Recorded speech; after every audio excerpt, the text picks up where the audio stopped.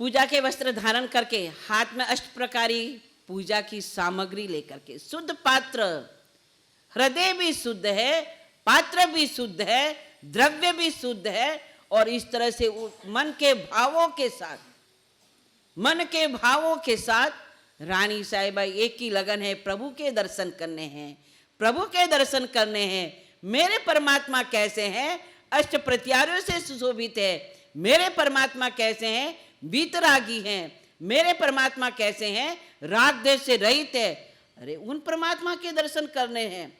प्रभु आप मेरे मन मंदिर में पधारो, बस मैं आपके दर्शन करना चाहती हूँ। इस तमन्ना के साथ, अंतर्भावों के साथ।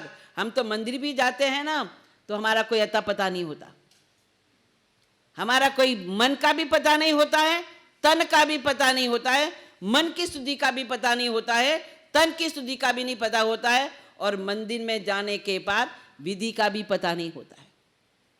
कैसे परमात्मा मिलेंगे?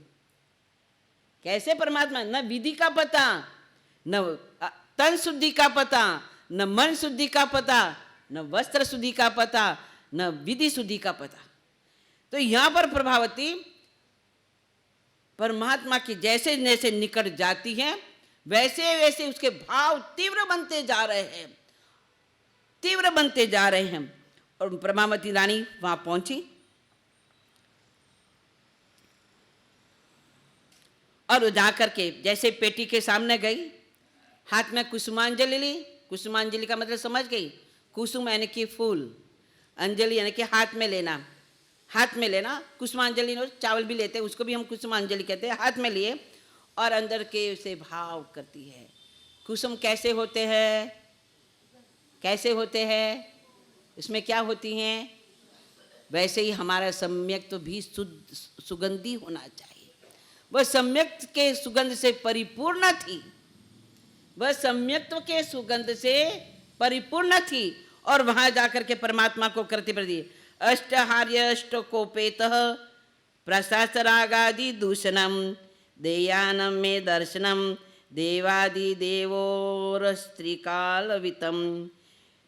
हे अष्ट पर्याय से सुशोभित, हे राग दोष के दूषणों से रहित, हे देवादि देव, हे त्रिकाल्यवंदी प्रभु, आप मुझे दर्शन दो, दर्शन दो प्रभु। आप दर्शन दे करके मुझे कृतार्थ करो। क्या अंदर के भाव है, क्या अंदर की पुकार है। और जैसे ही इस पुकार के साथ प्रभावती रानी अपने हाथ में कुसुमांजलि लेकर के पेटी पर डालती है और फटके से क्या हो जाता है? दरवाजा खुल जाता है। दर्शन करती है परमात्मा की, चारों तरफ जय जयकार हो जाती है। और इस तरह से दर्शन करने के बाद प्रभावती रानी उस परमात्मा को लेकर के अपने महलों में आती हैं। वहाँ पर राजा प्रभावती के भावना के अनुसार एक चैत्यालय का निर्माण कराता है और उसमें प्रतिमा को स्थापित करता है। स्थापित करके प्रतिदिन प्रभावती रानी उस प्रतिमा की क्या करती है? पूजा करती है। पूजा करती है, शुद्ध वस्त्र, पूजा के वस्त्र पहन कर अष्ट प्रकार की पूजा करती हैं। एक बार ऐसा न हुआ, रानी पूजा कर रही थी, द्रव्य पूजा कर ली। पूजा कितने प्रकार की होती है आपको पता है? कितने प्रकार से की जाती है? द्रव्य पूजा और भाव पूजा।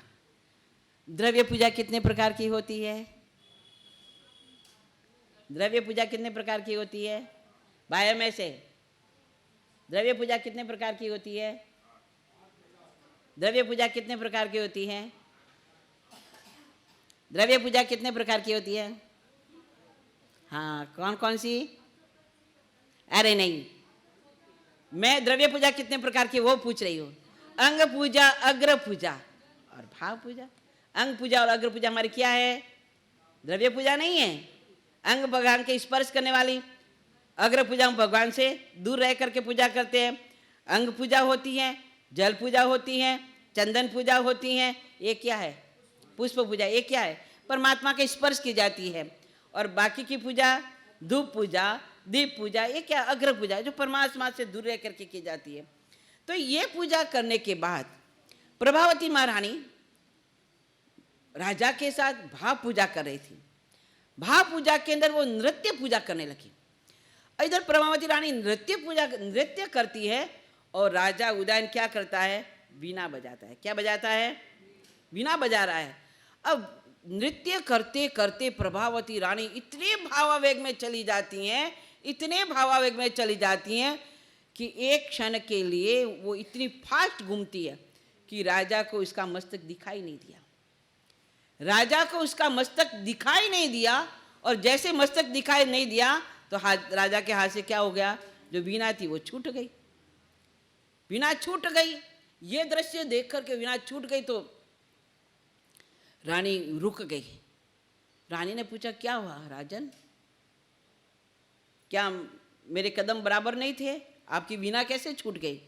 उसने कहा, ऐसा तो कुछ नहीं, तू तो नृत्य कर ही रही थी, लेकिन तेरे नृत्य करते करते एक क्षण के लिए मुझे तेरा मस्तक दिखाई नहीं दिया। अब ये बात सुन करके प्रभावती सोचने लगी कि अब मेरा आयुष्य थोड़ा रहा है, अब मेरा आयुष्य थोड़ा रहा है, अब मुझे क्या करना है। अभी कोई आवे ने कह देवे, अपने को कह देता है कि अब आपका आयुष्य थोड़ा ही रहता, अब क्या करते हो? संजय सा बराबर बताओ, आपने कोई देखा आपका आयुष्य थोड़ा रहता, आप क्या करोगे? क्या करोगे? क्या करोगे? अगर हमको आकर के, अब ये छोटा बड़ा सबको जाना तो ही है, क्या आप यहाँ रहोगे? स्थायी है, स्थायी एड्रेस है नहीं है ना, जाना तो है ही है भाई। पर आपको आकर के कोई कह दे कि अब आपको थोड़े दिन से जाना है तो क्या करेंगे? वकील साहब जवाब दो, क्या करोगे? हैं? नहीं नहीं, ये तो बात नहीं, आप बनावटी बात करिए, बनावटी बात नहीं, सत्य बात कहो, सत्य बात। वकील का जो काम होता है वो फटाफट करने का, आप क्या करोगे? अरे कहीं पैसा नहीं रह जाए, कहीं वकालत बाकी न रह जाए, कहीं दुकान का लेन देन बाकी न रह जाए, बच्चों के पास कोई मांगने वाला ना आ जाए, हम इसकी चिंता करेंगे। लेकिन आयुष्य का एक घटना घटी थी मेरे साथ, मैं खुड़ाला में चौमासा था साहिब जी नित्यानंद सूजी महाराज के साथ। तो एक बहन आई, परिवार पूरा आया, और आया वो रो रही थी। मैंने कहा, माता जी कहाँ से आए? वो तो बता नहीं पाई, और मेरे को कहा, मैंने कहा तुम यार रो क्या रहे हो, क्या बात है? कोई घर में कष्ट है कि नहीं, आज मेरे को सपना आया है, बस सपने में मेरे को ये दिखा कि 15 दिन के बाद तेरी मृत्यु। तो मैंने कहा अच्छा हुआ ना, अब 15 दिन में बाद तेरी मृत्यु तो अच्छा हुआ, तुमको सावधान क्या कि नहीं, अभी ये सब बेटे अभी समझते नहीं है, अभी काम भी करना है, ये भी है। अरे यार कितनी चिंता। मैंने कहा ये चिंता छोड़ो, 15 दिन के बाद जाना है तो जाना ही है, अब जाने की तैयारी करो भाई। अब पीछे वाले को क्या रोना, वो तो करते रहेंगे अपने कर्म के अनुसार, जैसा कर्म में लिखा है वैसा होगा। मतलब हम कैसे हैं? यहाँ प्रभावती रानी को पता चला कि अब मेरा आयुष्य थोड़ा रहा है, अब तो मुझे यहाँ की मोह माया का क्या करना है, और राजा से क्या करने हैं, आज्ञा लेकर के क्या लेना है, संयम लेना है, संयम लेना है, ताकि मैं बस समाधि पूर्वक जाऊं। जय जय नंदा, जय जय भद्दा के साऊ। परमात्मा ने जो रजोरन बताया है, इस रजोरन के साथ में जाऊं। परमात्मा ने जो चारित्र वेश दुर्लभ कहा है, उस वेश को धारण करके जाओ, ये तमन्ना। ये नहीं कि बेटा का क्या होगा, बहू का क्या होगा, पोते का क्या होगा, वो पढ़ाई करेंगे कि नहीं करेंगे, सासू सोचती अरे बहू क्या करेगी, ये चिंता छोड़ो, हम अपनी आत्मा की चिंता करें। प्रभावती ने कहा मुझे तो बस राजा को कह दिया, राजन अब आज्ञा दो, थोड़ा ही समय है ना मेरे पास, तो क्यों नहीं थोड़े समय में भी मैं सुधर जाऊं, मेरी आत्मा को सुधार लो। अब राजा कहता है आज्ञा तो दूंगा लेकिन शर्त। राजा ने कहा आज्ञा तो दूंगा लेकिन, प्रेम से बात सुन लो, उधर उधर नहीं मेरी बात, आज्ञा तो दूंगा लेकिन शर्त क्या?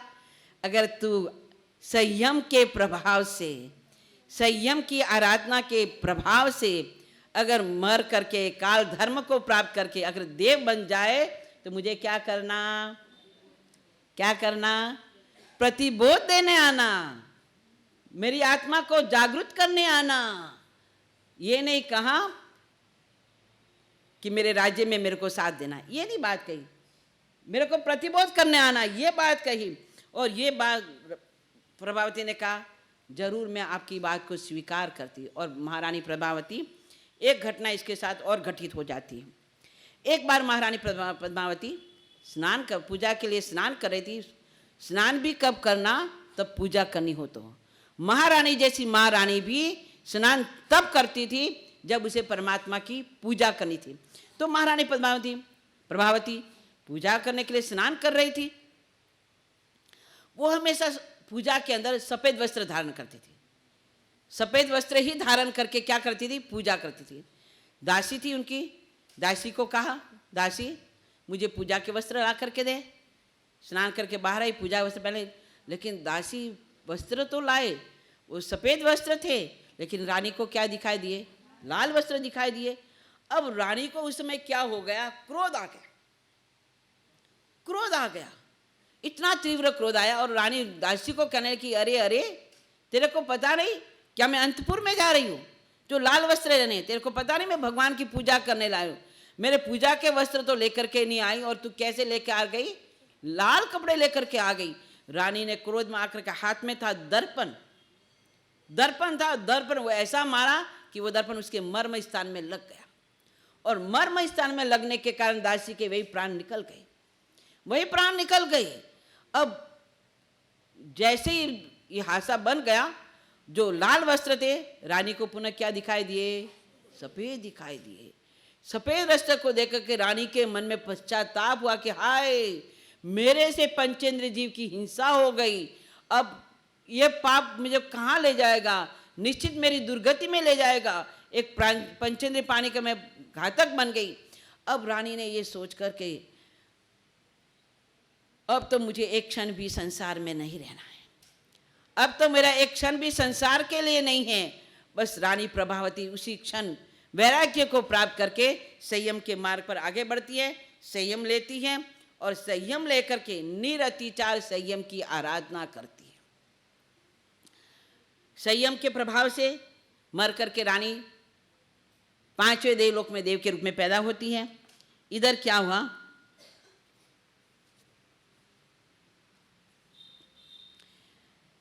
रानी का जीव जैसे देवलोक में जाता है, एक नियति होती है कि कोई भी आत्मा मर करके देवलोक में जाती है तो उसका पहला उपयोग होता है कि मैंने ऐसा कौन सा धर्म कार्य किया, ऐसा कौन सा पुण्य कार्य किया तो मैं मर करके यहाँ आई हूँ। तो वहाँ उसमें वो अपना मिथ्या दृष्टि होता है तो विभंग ज्ञान का उपयोग लगाता है, सम्यक दृष्टि होता है तो सम्यक ज्ञान का उपयोग लगाता है, और वो देखता है कि ऐसा मैंने क्या किया कि इस पुण्य का फल मुझे ये मिला, मैं देवगति में आ गए। तो प्रभावती ने भी अपने ज्ञान का उपयोग लगाया और उसने कहा, ओहो, मैं संयम के प्रभाव से मर करके मैं पांचवें देवलोक में देव के रूप में पैदा हुई हूँ।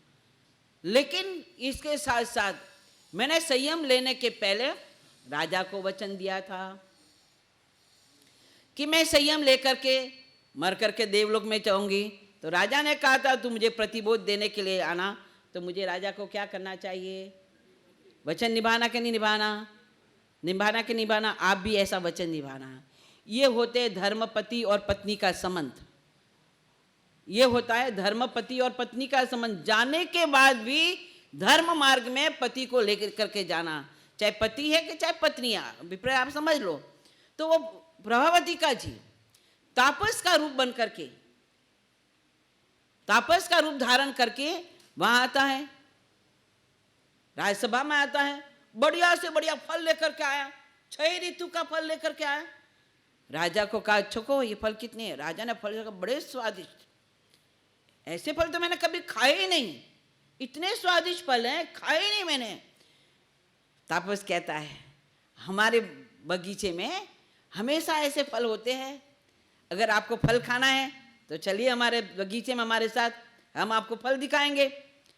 अब फल के लोभ के अंदर राजा उदयन कहा जाता है उस तापस के साथ बगीचे में जाता है घूमने के लिए।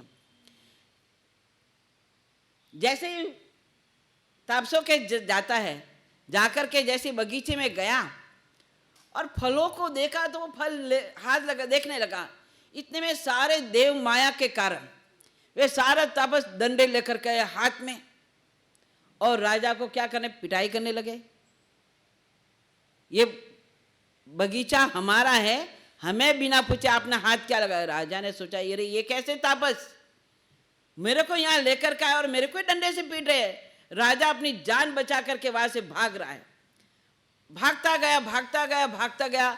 देव माया के कारण वो आगे जाकर के एक साधु का रूप बनाता है, और साधु की अवस्था में ताप कायम ठाने नंग मोने नम धाने नम अपानम वस्त्रिमी काउसक मुद्रा में खड़ा है। उस साधु को देख करके राजा उसके शरण में जाता है, आप मेरी रक्षा करो, आप मेरी रक्षा करो, आप मेरी रक्षा करो। साधु ने कहा निर्भय बनो। राजा विचार करता है ये कितने शांत प्रशांत और वो कैसे तापस, इनमें और उनमें कितना अंतर है। वहां पर प्रभावती का जीव अपना रूप प्रकट करता है, राजन मैं आपको प्रतिबोध देने के लिए आई। ये संसार का स्वरूप है। प्रभावती के शब्दों को सुन करके राजा बड़ा प्रभावित हुआ, और उसी समय से मन में धारण कर लिया कि मुझे जीवन में जरूर न जरूर दीक्षा लेनी है। और प्रतिदिन राजन अपने घर के अंदर रात्रि के समय ध्यान करता था, सामायिक करके ध्यान करता था, यानी कि पोषित करता था, ध्यान करता था। ऐसे उनका समय बीतता गया। इधर क्या हुआ, एक घटना में घटना चलती है भाई। यहाँ तो एक श्रेष्ठी जिनके मन में गद्दार देश का रहने वाला, उसके मन में विचार आया कि मुझे जितने भी शाश्वत तीर्थ है उनके दर्शन करने हैं। वो दर्शन करते करते करते करते करते आगे बढ़ा, और वो किसकी तलेटी में आया,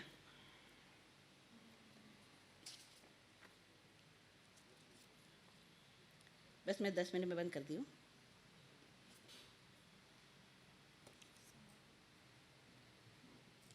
श्रावक का नाम था जिंदा श्रावक था, और वो भावना आया, लेकिन अभी वैताड़े पर्वत की तलेटी में आया। अब वहाँ आया तो वो चढ़ना चाहता, अब चढ़ा नहीं जाता, दर्शन नहीं होता है। उसने संकल्प कर दिया कि जब तक मैं इस पर रहे हुए जो सिद्धायतन हैं, जो शाश्वत जिन प्रतिमाएं जिनालय हैं, उनके दर्शन नहीं करूँगा, तब तक मैं अंजल को ग्रहण नहीं करूँगा। प्रतिज्ञा कर दी, और प्रतिज्ञा करने के कारण अब वो वहीं रहने लगा। उसकी प्रतिज्ञा से शासनदेव प्रकट हुए और उसको 108 गुलिकाएं दी। कितनी दी? 108 गुलिकाएं दी। 108 गुलिका देते हुए कहा शासनदेव ने, चक्केश्वरी देवी ने कहा कि इस गुलिका के माध्यम से जो भी आप मन में विचार करोगे, आपकी मन की भावनाएं पूर्ण होगी। अब वो देख करके देवी तो अदृश्य हो गई। उसने अपनी गुलिका रखी मुंह में, भावना करी और शाश्वत जिनालय के दर्शन करे। ये करते करते उसके मन में आया, अब तो मुझे विधभय नगर में जाना है, और वहाँ पर परमात्मा महावीर स्वामी की जो प्रतिमा है, जीवित प्रतिमा है, ग्रस्त अवस्था की प्रतिमा है, उसके भी दर्शन करने हैं। वो घूमता घूमता विधभय नगर आया, वहाँ रहा। अब वहाँ पर क्या हुआ, रानी के दीक्षा लेने के बाद वहाँ पर एक दासी थी उदयन की, वो कुब्जा थी, कुर्ब वाली थी, रूप वाली नहीं थी, कुर्ब वाली। वो हमेशा परमात्मा की पूजा करती, भक्ति करती, और राजा भी आता करता था, हमेशा वो संभालती थी। इधर क्या हुआ, एक बार वो जिंदा श्रावक आया, बीमार पड़ गया। वो बीमार रह करके रोज पूजा करता था, बीमार पड़ गया। अब बीमार पड़ गया तो उस श्रावक को बीमार देख करके, वो कुब्जा दासी थी ना, उनकी सेवा करती थी। इतनी सेवा करी, इतनी सेवा करी कि वो राजा वो श्रावक ठीक हो गया। अब ठीक हो गया तो उसने कहा, अभी मेरा तो जीवन थोड़ा सा रहा है, मेरा जीवन तो थोड़ा सा रहा है, तो मैं ये गुलिका को मैं क्या करूँगा, मेरी इच्छा तो पूरी हो गई, अब तो मेरी कोई तमन्ना बाकी रही नहीं है। तो इस कुब्जा दासी ने मेरी जो सेवा करी है, ये सारी की सारी गुलिकाएं मैं क्या करता हूँ, उसको भेंट दे देता हूँ। तो उसने क्या करा, वो सारी गुलिकाएं 108 गोलियां थी, वो दासी को भेंट कर दी। अब वो तो श्रावक था, संयम ले लिया, संयम की यात्रा में निकल गया, साधु बन गया। उसको तो वो क्या करती हैं, जो कुब्जा दासी थी, वो क्या करती है कि वो इतनी अच्छी मेरे को गुलिका मिली है, अब मेरा क्या है, कुरूप है, अब भगवान की मैं भक्ति तो करती हूँ, लेकिन मेरा रूप भी तो अच्छा होना चाहिए। तो देखो तो सही, एक गुलिका के प्रभाव से तो उसने एक गुलिका मुंह में रखी और सोचा कि मेरा रूप सुंदर हो जाए। और उस स्वर्ण गुलिका के प्रभाव से जो वो कुरूपजा थी वो क्या हो गई, सुरूपजा हो गई। अब राजा उदय ने देखा, पूजा करने आए दासी को देखा, इतनी रूपवान इतनी रूपवान हो गई, तो उस दासी का नाम क्या रख दिया उन्हें, स्वर्ण गुलिका रूप। स्वर्ण अनेक रूप वाली हो गई ना, तो उसको स्वर्ण रूप का नाम रख दिया उसका। इधर क्या हुआ, अब रानी दासी थी, उसको रूप मिल गया ना, तो जब रूप मिलता है तो दूसरे विचार भी आते हैं। तो दासी के मन में विचार आए कि अरे अरे इतना सुंदर रूप मिला है, अब इस रूप का तो कोई न कोई तो उपयोग होना चाहिए। उदयन राजा तो मेरे पिता तुल्य है, वो तो मेरे पिता है, उसके साथ तो मेरा कोई संबंध हो नहीं सकता। तो उसने सोचा कि अवंती का जो राजा है चंड प्रद्योतन, अवंती का जो राजा है चंड प्रद्योतन, वो स्त्री लंपट भी है और रूप का बड़ा आसक्ति वाला है, तो क्यों नहीं मैं अपने रूप का संदेश अवंती नरेश चंड प्रद्योतन के पास भेजूं। अब वह गुलिका मुंह में रखे, स्वर्ण गुलिका थी, उसने अपने मुंह में गुलिका रखी और विचार किया, और उस विचार से चंड प्रद्योतन के सामने वो स्वर्ण गुलिका की, जो गुलिका की अधिष्ठायिका देवी थी, वो जाकर के उसके रूप की क्या करती है, प्रशंसा करती है। अब चंड प्रद्योतन उसके रूप को सुन करके उसके मन में क्या आ गया कि ओ हो विद भय पतन के अंदर इतनी रूपवान स्त्री है, तो मैं उसके साथ क्या करूंगा, विवाह करूंगा, उसको मैं अपनी रानी बनाऊंगा। अब चंडे प्रद्योत के मन में ये भाव आ गया, तो अब चंडे प्रद्योत क्या करता है, उसके लिए अपनी व्यवस्था करता है। उसके पास अनिल वेग हाथी था, अनिल वेग यानी कि हवा में उड़ने वाला, अनिल वेग हाथी के द्वारा वो विद्भय पतन में आया, दासी से मिला, दासी के रूप को देख करके वो बड़ा खुश हो गया। दासी को कहने लगा भाई आप मेरे हाथी पर बैठो, मैं आपको लेकर जाऊँ। उसने कहा मैं ऐसे नहीं आती, ऐसे मैं नहीं आऊँगी, मेरे भगवान भी मेरे साथ चाहिए। लेकिन ऐसे तो भगवान को ले जाएंगे नहीं, ऐसे तो आपको एक काम करना पड़ेगा, ये जैसे भगवान हैं विद्भय नगर में, ऐसे के ऐसे आपको भगवान बनवाने पड़ेंगे, और उस भगवान की प्रतिष्ठा केसी केवली के पास करानी होगी, और वो भगवान यहाँ पर विराजमान करके इस भगवान को लेकर के ही मैं आपके पास आऊँगी और आपकी रानी बनना स्वीकार करूँगी। अब चंडे प्रद्योतन स्त्री लंपट था, रूप का भोगी था, उसने ये काम किया, चंदन की प्रतिमा बनाई, केसी मुनि के पास जाकर के उसकी प्राण प्रतिष्ठा कराई, और अनिल वेग के हाथी पर रातों रात ये सारा काम कर दिया, लेकर के आया और लेकर दासी को लेकर के चला गया। वह देव प्रतिष्ठित प्रतिमा थी, उसके गले में फूल की माला थी, वो कभी कुंभलाती नहीं थी। अब इधर राजा उदयन अपने मंदिर में आया तो देखते कि अरे अरे आज भगवान के गले की माला कुंभलाई कैसे, भगवान की माला तो हमेशा खिली हुई रहती थी, कभी कुंभलाती नहीं थी, क्योंकि वो देव प्रतिष्ठित थी, आज कुंभलाई कैसे। उन्होंने देखा कि अरे अरे, देखते इधर उधर देखते हैं तो आज दासी भी दिखाई नहीं देती है, स्वर्ण गुलिका गई कहाँ, वो भी दिखाई नहीं देती है, कहाँ गई। इधर में हाथीशाला से महावत आया और आकर के कहने लगा कि महाराज लगता है यहाँ पर कोई अनिल वेग हाथी आया है और सारे हाथियों का मद जड़ रहा है। अब राजा उदयन का वही माथा ठनक गया कि जरूर चंड प्रद्योतन अनिल वेग हाथी पर बैठ करके यहाँ आया है, दासी को लेकर के भी गया है और प्रतिमा को लेकर के भी गया है। ये प्रतिमा ये डुप्लीकेट प्रतिमा है, जो ओरिजिनल प्रतिमा वो लेके गया है। अब राजा चंड प्रद्योतन की ये घटना को देख करके, ये दुर्व्यवहार को देख करके उदयन को बड़ा गुस्सा आया। वो अपना दूत भेजता है, अब आगे कैसा बनता है, कैसा नहीं बनाता है, कैसे प्रतिमा लेता है, कैसा राजा पोषित करता है, कैसे दीक्षा लेता है, ये थोड़ा सा विवरण अपन आगे समझाते हैं।